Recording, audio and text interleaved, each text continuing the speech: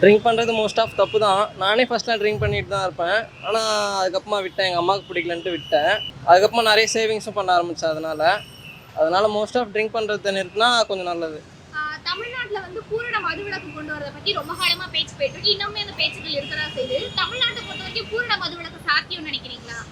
இல்லைக்கா, கன்ஃபார்ம் வாய்ப்பே இல்லை. ஏன்னா அதை வச்சு தான் இங்கே ஒரு பாலிடிக்ஸ் மாரியே நடந்துக்கிட்டு இருக்கு. அதனால கன்ஃபார்ம் வாய்ப்பே இல்லை. அதர் கண்ட்ரிஸ்னால் கூட மேபி சான்ஸ் இருக்குது. இந்தியாவிலே மோஸ்ட் ஆஃப் சான்ஸ் இல்லை. இப்போ படங்கள் மூலமா தான் குடிங்கிறது சொசைட்டில ரொம்ப நார்மலைஸ் ஆக்குறாங்க அப்படின்னு சொல்லி ஒரு டாக் இருக்கு. அதனாலதான் வந்து குடிக்கிறது ரொம்ப நார்மலைஸ் ஆயிடுச்சு இப்போ அப்படின்னு சொல்றாங்க. இது எந்த அளவுக்கு உண்மை நினைக்கிறீங்க? அது எனக்கு தெரியல.